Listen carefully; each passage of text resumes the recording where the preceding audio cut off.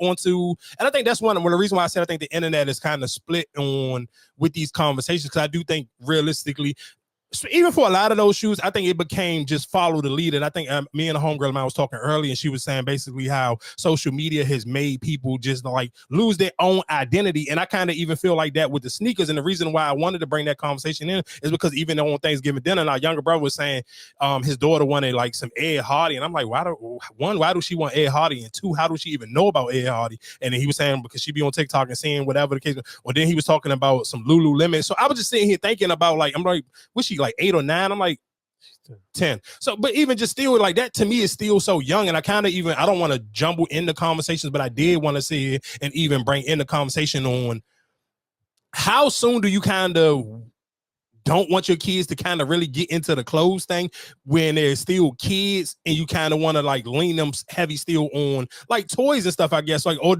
are you okay to get them off of the toys and get them into clothes? Like earlier, I kind of was a little confused with that conversation when he was saying it, because I'm like, Dad, you still just such a kid, where it's like you kind of almost like you skipping a step, because like I try to in my mind even think like, damn, when we was kids, how soon did we kind of really get into clothes and stuff like that? Or was it more like, I know for a fact for us, we kind of like, we was on toys and video games for a long time, so that kind of just like, it may be a little bit, the times may be a little different, but I kind of was even again standing to the sneaker part first. Even you stand on that conversation, because you wasn't there when we was talking to Brooke. It was just, I think it's just now like kids nowadays, yes, your parents got it or whatever the case may be, how they afford it or whatever.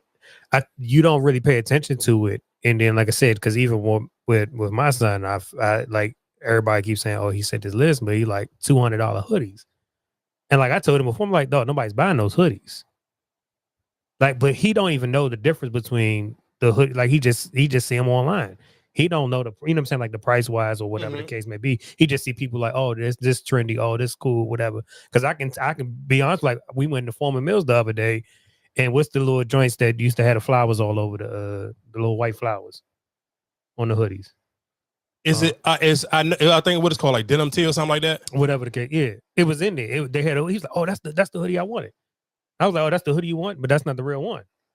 Yeah, I'm about to say, I know that ain't the real one. It ain't but that's what I'm saying. But he don't know the difference. That's why I say I think like kids nowadays, like I said, you got some that do know the brands and all that different kind of thing. Like I said, but a lot of kids, they just see what they see on the internet. Yeah, but that's what again, I think that it was the question of just like, does the internet kind of make you lose your own fashion identity? Because I mean, no, I mean that's how the internet works. That's how people know stuff. What was trendy? What was, like? But you didn't. But what I'm saying is, when we were younger, I mean, of course, it was no internet, and